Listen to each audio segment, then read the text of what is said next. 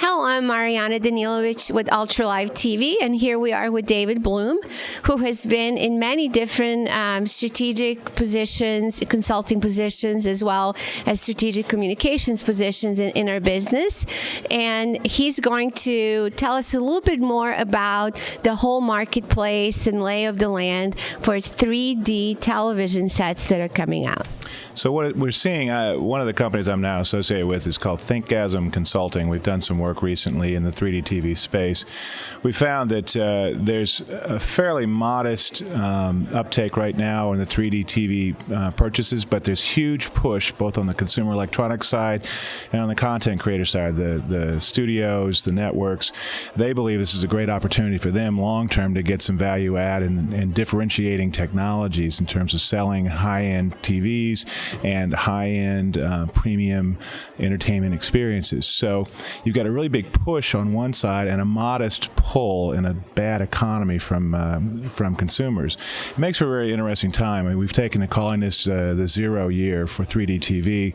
I think that you're going to see a breakout by probably 2013, 2014. That's what most of the predictions seem to indicate at this point. But it's going to be a couple of years. There's a lot of education that needs to go on. People don't really like the glasses, which are expensive. It's an interesting time, but there's some really cool opportunities down the road, particularly for sports, for video gaming, and I think for event kinds of films. So it's an interesting market. So you're also working with connected TVs. Can you tell us a little bit more about that? Well, it's an interesting space right now. What we're seeing, I'm actually moderating a panel on Wednesday here at Digital Hollywood on cloud computing and the connected TV, and we've got some really great people like Cisco, IBM, and some others that are involved in this space in one way or another. We're kind of covering that entire digital media value chain, the space that my company likes to look at.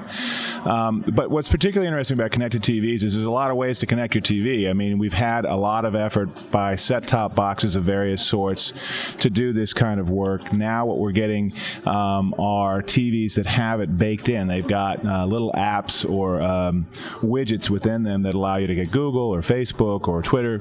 There's some interesting questions about whether this will actually drive a lot of sales, but once again, you've got CE makers looking at ways to differentiate their televisions from everybody else's televisions. They want to get away from being a commodity, so they're really pushing it on that end. There's no downside for an outlet like YouTube or Google to be in the TV. The question, I think, is how do you keep it fresh? How do you end up getting content there? And are people looking to take part in this entertainment? Google's created this what they call a lean back interface for YouTube on these connected TVs. That's an important step forward, I think. I don't know if people need to watch surfing squirrels from a 10-foot experience, but we'll find out. So in terms of the margins that have been flattening out for quite some time for the CE manufacturers, will they actually tap into additional sources of revenues with these? I absolutely think there's some interest here. I mean, the studies that I'm seeing are indicating that they'll probably sell 20 million sets this year that would fall in the connected TV space. And we also have people like Apple's iTV, the Roku box, Google TVs, the big push on that side to either provide an internal or external connection to the internet and to all that's out there that you can watch on a TV. There's definitely an opportunity there. Again, I want to see what consumers want to do, but a 20 million set forecast suggests there's a market. Thank you so much for sharing that new market with us. You bet.